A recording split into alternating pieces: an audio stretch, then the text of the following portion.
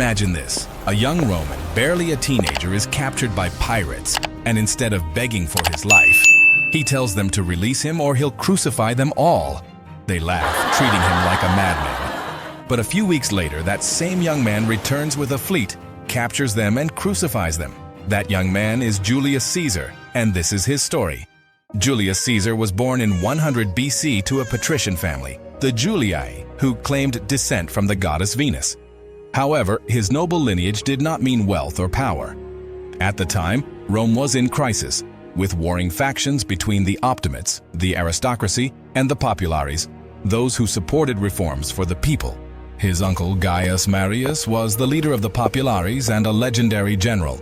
Marius implemented revolutionary military reforms that allowed landless citizens to enlist in the army, creating legions more loyal to their generals than to the Senate itself. This decision would sow the seeds of personal military power, something Caesar would later capitalize on. As a teenager, Caesar was appointed Flamen Dialis, a priest of the god Jupiter. It was a prestigious title, but it had a major drawback. It removed him from politics and the military. For a young man with ambitions, this was a trap. Caesar's fate changed dramatically when the dictator Lucius Cornelius Sulla, an enemy of Marius, seized power in Rome. Sulla executed Marius's allies in a bloody purge. Caesar, being Marius's nephew and married to Cornelia, the daughter of an ally of the fallen general, was branded an enemy of the regime. Sulla ordered him to divorce Cornelia. Caesar refused, defying the most powerful man in Rome. As a result, he had to flee and live in hiding. His bravery impressed many, but it nearly cost him his life. Finally, thanks to the influence of powerful friends and family, Sulla spared his life, although he warned his followers. There are many Marius in this young man. To escape danger, Caesar left his post as a priest and joined the army, beginning a new phase of his life. He served in Asia Minor and proved to be a brave and astute leader. During the siege of Mytilene, he earned the civic crown, the highest Roman military decoration. This recognition bolstered his reputation and opened doors for him in Rome. During his return voyage to Rome, Caesar was kidnapped by pirates in the Aegean Sea. Instead of showing submission, Julius Caesar was kidnapped by pirates in the Aegean Sea. When he was freed, he organized a fleet, pursued them, and crucified them all. This episode demonstrated his audacity and his ability to turn any obstacle into an opportunity. Once in Rome, Caesar used his charisma and political skills to rise quickly. He became a brilliant orator and allied himself with key figures. He was elected quaestor, then aedile, and finally praetor. During these years, he organized public spectacles and games to gain the favor of the people. In 61 BC, he was appointed governor of Hispania Ulterior. There, he not only pacified the region, but also demonstrated his military genius. With the loot he obtained, he paid off his debts and returned to Rome with a new ambition: to achieve the consulship. To achieve the consulship, Caesar needed powerful allies. In 60 BC, he formed a secret alliance with Pompey, Rome's most respected general, and Crassus, its richest man. Together, they dominated Roman politics. As consul in 59 BC, Caesar passed laws favoring his allies, defying the Senate. But his true ambition went beyond politics. He wanted military glory. Therefore, at the end of his term, he obtained the government of Gaul. Caesar had achieved his first great political victory, but his true test was yet to come. In Gaul, he would face savage enemies, masterful strategies, and unexpected betrayals. How did he go from cunning politician to legendary conqueror? Imagine being on a battlefield, surrounded by thousands of furious warriors who outnumber your army. The winter is brutal, food is scarce, and morale is at rock bottom. But your commander is fearless. He stands, surveys the field, and with a simple strategy, destroys his enemies. That man is Julius Caesar. And what he was about to do would change the fate of Rome forever. After becoming consul, Caesar knew that his power in Rome depended on his achievements on the battlefield. In 58 BC, he was given command of Cisalpine Gaul and Gallia Narbonensis, two key regions in the north of the empire. But he soon had a perfect excuse to expand his dominions: the invasion of the Helvetii. The Helvetii, a Celtic people, were attempting to migrate to a new land with nearly 400,000 people, including women and children. It was a mass migration that threatened the stability of Rome. Caesar, without hesitation, attacked and massacred them at the Battle of Bibracte, ending migration before it could become a crisis. It wasn't long before the Gauls began to organize against him. The most dangerous leader was Vercingetorix, a bold warrior who united the Gallic tribes in a massive uprising against Rome. Instead of facing the Romans in open battle, Vercingetorix used guerrilla tactics, destroying cities and farmland to cut off Caesar's food supply. It seemed that for the first time Caesar was in trouble, but this is where his military genius shone. When Vercingetorix took refuge in the fortress of Alesia, Caesar built a double wall around the city, one to prevent the Gauls from escaping and another to prevent allied tribes from rescuing them. With patience and impeccable strategy, Caesar besieged the city until Vercingetorix surrendered in 52 BC. This victory not only consolidated Roman rule over Gaul, but also demonstrated Caesar's strategic brilliance. With each battle, he became a living legend. With Gaul completely conquered, Caesar was at the height of his career. But in Rome, his former ally Pompey was now his enemy. The Senate, fearful of his power, ordered him to return to Rome without his army. In 49 BC, Caesar made the riskiest decision of his life.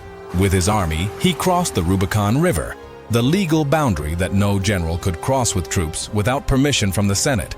In doing so, he uttered the famous phrase, "Alea iacta est." He saw the die is cast. At this instant, Caesar unleashed a civil war. There was no turning back. Either he conquered Rome or he would be destroyed. Pompey had the initial advantage. He had the backing of the Senate and a strong army. But Caesar had something more powerful, the unwavering loyalty of his soldiers. His speed and tactics surprised everyone, forcing Pompey to flee to Greece. At the Battle of Pharsalus, 48 BC, Pompey, with a much larger army, expected an easy victory. But Caesar, with a masterful move, managed to divide his forces and attack with surgical precision. Within hours, Pompey's army was destroyed and he fled to Egypt. Pompey sought refuge in Egypt, but the young pharaoh Ptolemy XIII, wanting to curry favor with Caesar, betrayed and murdered him. When Caesar arrived in Alexandria and saw the head of his former ally, far from rejoicing, he wept. This is where Cleopatra comes in. In Egypt, Caesar found himself embroiled in a dynastic war between Cleopatra and her brother Ptolemy XIII. The queen, famous for her intelligence and charisma, knew how to win his favor. It is said that she had herself brought before him wrapped in a carpet, surprising Caesar and instantly captivating him. Caesar helped Cleopatra win the Egyptian civil war, installing her on the throne. As a result, he consolidated Roman influence in Egypt and fathered a son with her, Caesarion. With his enemies defeated and Egypt under his influence, Caesar returned to Rome in 46 BC as the most powerful man in the world. He was greeted as a hero, but also as a rising dictator. His reforms were bold. He distributed lands, reorganized the government, and reformed the calendar, creating the Julian calendar, the precursor to the one we use today. But his growing power alarmed many senators, who saw him as a threat to the Republic. Despite being named perpetual dictator, his fate was sealed. Julius Caesar had reached the top, but his greatest threat would not come from a foreign enemy, but from within his own city. After defeating all his enemies, Caesar ruled Rome as perpetual dictator. He had reformed the city, expanded the Senate, and begun ambitious projects. But in the corridors of power, tensions mounted. His absolute authority unsettled senators who still dreamed of restoring the Republic. Caesar began receiving almost divine titles. Some even wanted to name him king, an insult to Republican ideals. This detail sowed fear among the elite. Did he want to become a monarch? The most influential senators, including Cassius and his former ally Brutus, decided that Caesar must die. The irony was brutal. Brutus, Caesar's adopted son, would become his executioner. On March 15, 44 BC, Caesar was scheduled to attend a session of the Senate at the theater of Pompey. His wife, Calpurnia, is said to have had a bad feeling and begged him not to go. Even a seer warned him, "Beware the Ides of March." But Caesar, confident in his power, ignored the warnings and went to the Senate. When he entered the chamber, the conspirators slowly surrounded him. Servilius Casca was the first to attack, stabbing him in the neck. Within seconds, more than 60 senators attacked him, stabbing him 23 times.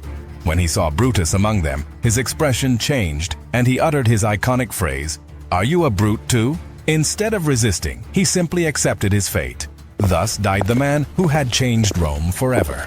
The conspirators thought that by eliminating Caesar, they would restore the Republic, but they were wrong. Instead of being greeted as heroes, the Roman people were enraged. Caesar wasn't just a ruler, he was an idol. Mark Antony, who was one of Caesar's closest allies, used the occasion to appeal to the emotions of the Roman people and manipulate their feelings for his political benefit. At the funeral, Mark Antony gave a speech about Caesar, highlighting his virtuosity and achievements. During this speech, he lifted Caesar's toga, showing his wounds, and expressed his grief over his death. The climax of this speech was the phrase, "Weep Romans," us logically, which ignited the people's fury. Within hours, Rome was in chaos and the conspirators had to flee.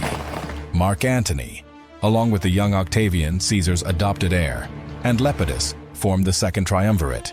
Their objective was clear: to avenge Caesar's death. In a brutal purge, they murdered the allies of Brutus and Cassius.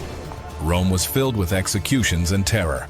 In 42 BC, the forces of Antony and Octavian faced Brutus and Cassius at Philippi. It was an epic confrontation, but in the end, betrayal and tactical superiority sealed the conspirators' fate.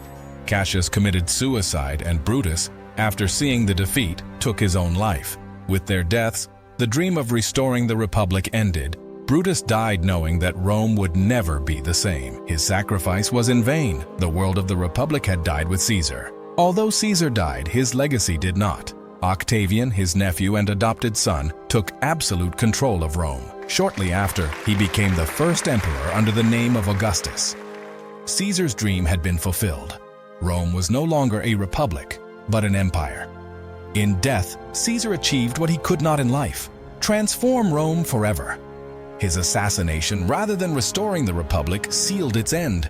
From that moment on, Rome would be ruled by emperors. Julius Caesar was more than a leader. He was a visionary, a warrior, and a strategist without equal. His death marked the beginning of a new era in history. Rome was never the same again, and his name continues to resonate in history as the man who defied fate and changed everything. What would have happened if Caesar hadn't died? Could he have prevented the fall of Rome centuries later? Leave your opinion in the comments and subscribe for more epic stories.